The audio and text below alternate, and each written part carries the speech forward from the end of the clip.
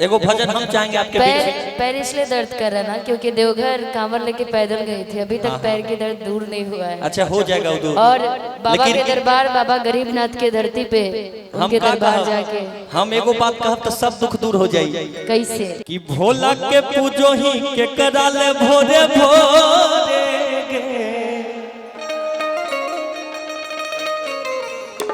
आगे बाबा के पूजो ही के कराले भोरे भोरे कि छोरा शिव जी से मांगो जियो तोरे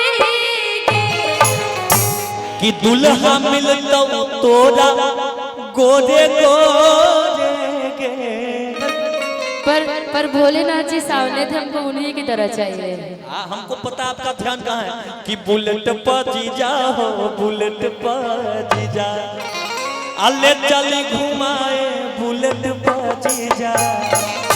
लेकिन अभी कि भोला के पूजो ही के कराल भोरे भोरे के, बाबा के पूजो ही के कराल भोरे भोरे के छोरा शिव जी से मांगो जियो तोरे के छोरा शिव जी से मांगो जियो तोरे दुल्हा मिलता तोरा गोरे गोरे के, दुल्हा मिलता तोरा गोरे गोरे गोरे तो मिलबे न करते जी, मिलते ना मिलते। अच्छा ये सब दुल्हा में देखी कोई पसंद छे? सब नीके छे, सब निक छे।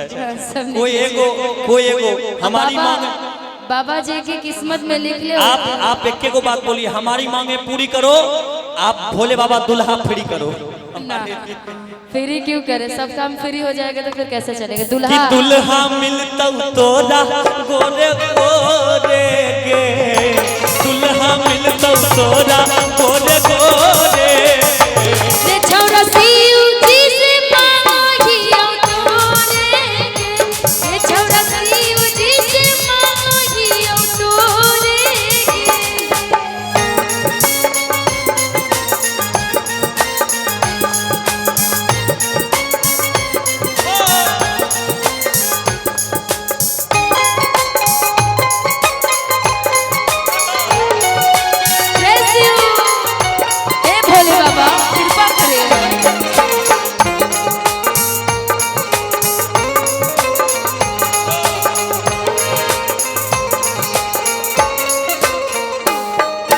हो जैतौ सपनवा पूरा करतौ महादेव के। हाँ पूरा तो कर ही देते। मोने मोने मान ले लियो तो के पति देव के। आगे हो जैतौ सपनवा पूरा करतौ महादेव के। मोने मोने मान ले लियो तो के पति देव के। माला चढ़ा होही के करा जोरे जोरे के, माला चढ़ा होही के करा जोरे जोरे के। सुनो ना गे कि जे छोरा शिव जी से मांगो जियो तोरे के, छोरा शिव जी से मांगो जियो तोरे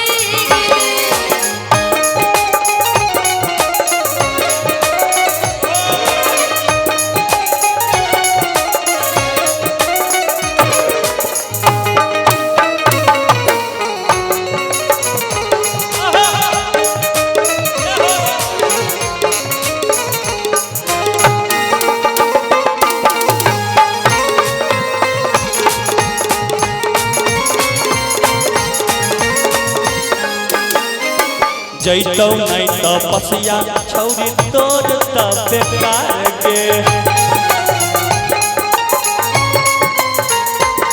आगे शादी करके तो के हम छोड़ जाइबे अपना घर के।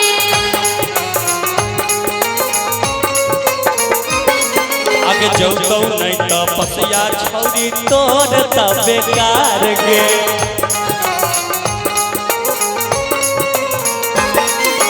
मासूम मनीष रहतौ तोरे जोरे के, शिवेश मिश्रा प्यार करतौ थोड़े थोड़े के।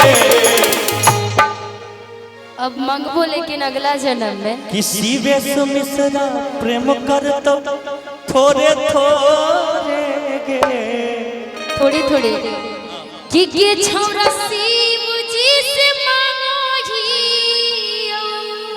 ए छोरा होगे सुनो होगे सुनो कि के छौरा शिव जी से मांगो तोरे गे के छौरा शिव जी से मांगो तोरे गे दुल्हा मिलता तोरा गोरे गोरे गे दुल्हा मिलता तोरा गोरे गोरे गे तो छौरा शिव जी से मांगो तोरे गे छौरा शिव जी से मांगो तोरे गे ये छौरी शिव जी से मांगत रहियो तोरे गे ये छौरा शिव जी से मांगो तोरे गे ये निशा शिव जी से मांगो तोरे गे ये छौरा शिव जी से मांगो तोरे गे ये छौरी शिव जी से मांगो हियो तोरे गे ये छौरा शिव जी से मांगो तोरे कि बाबा गरीबनाथ से हम मांगो हलियो तोरे गे मिल जाता है हाँ अब तो अगला जन्म में। अब तो अगला जन्म में